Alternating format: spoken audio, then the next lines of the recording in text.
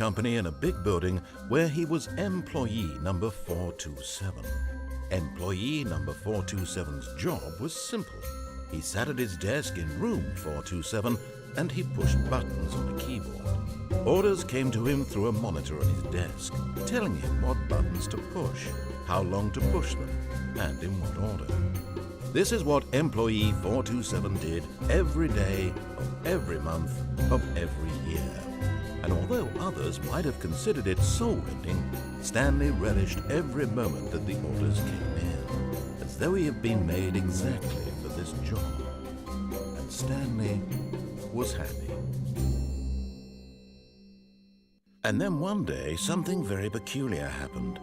Something that would forever change Stanley. Something he would never quite forget. He had been at his desk for nearly an hour when he realized that not one single order had arrived on the monitor for him to follow. No one had showed up to give him instructions, call a meeting, or even say hi. Never in all his years at the company had this happened, this complete isolation.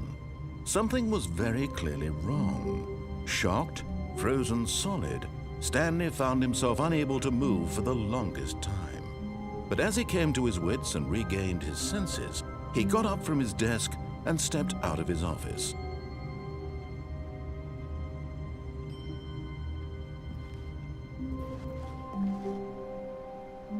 All of his co-workers were gone. What could it mean? Stanley decided to go to the meeting room. Perhaps he had simply missed a memo.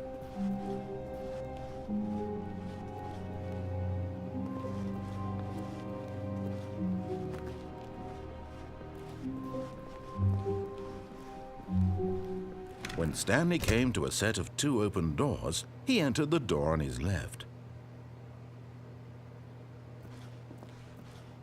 This was not the correct way to the meeting room, and Stanley knew it perfectly well. Perhaps he wanted to stop by the employee lounge first, just to admire it. Ah, yes, truly a room worth admiring.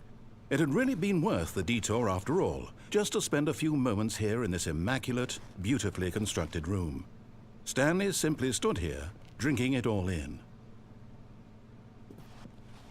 But eager to get back to business, Stanley took the first open door on his left.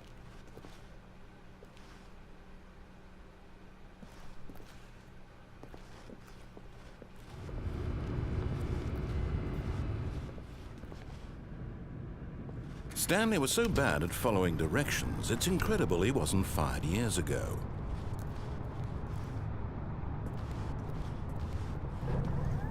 Look, Stanley, I think perhaps we've gotten off on the wrong foot here. I'm not your enemy, really, I'm not. I realize that investing your trust in someone else can be difficult, but the fact is that the story has been about nothing but you. What? Really? I was in the middle of something. Do you have zero consideration for others? Are you that convinced that I want something bad to happen to you? Why, I don't know how to convince you of this, but I really do want to help you, to show you something beautiful. Look, let me prove it. Let me prove that I'm on your side. Give me a chance.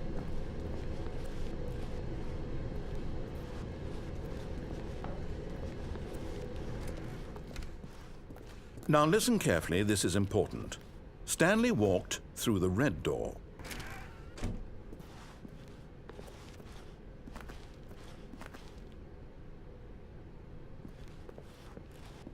Aha, perhaps you misunderstood. Stanley walked through the red door. I still don't think we're communicating properly. Stanley walked through the red door. Oh, thank God you are willing to listen to me. Do you see that I really have wanted you to be happy all this time? The problem is all these choices. The two of us always trying to get somewhere that isn't here. Running and running and running, just the way you're doing right now. Don't you see that it's killing us, Stanley? I wanted to stop. We would both be so much happier if we just stopped. And I think I have a solution. Here, let me show you.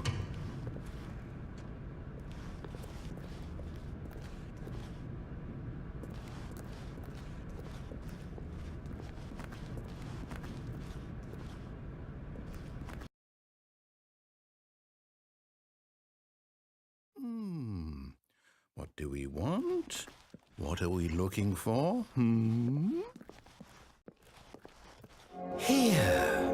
Yes. Oh, it's beautiful, isn't it? If we just stay right here, right in this moment with this place, Stanley, I think I feel happy. I actually feel happy.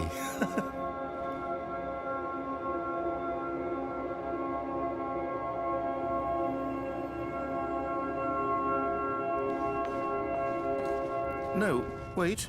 Where are you going? Oh, no. Stay away from those stairs. If you hurt yourself, if you die, the game will reset. We'll lose all of this.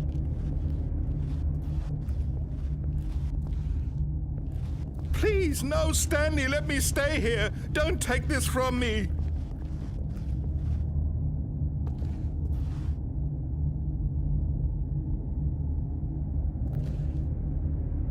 Please, Stanley, think about what you're doing. No! Oh, thank God you lived. You had me worried there for a moment. Now, can we please get back to the other room?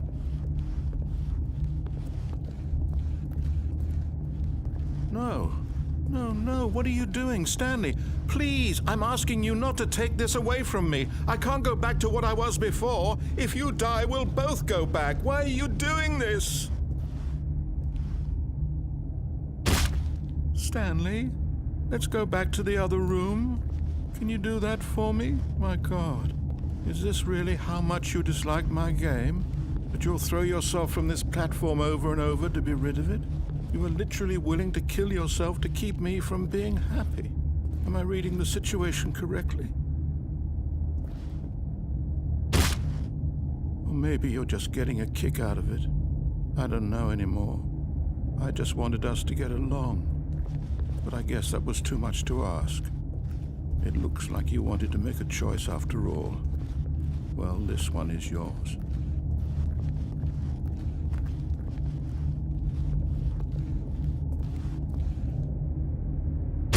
Is it over? It's going to restart, isn't it? I'm going back.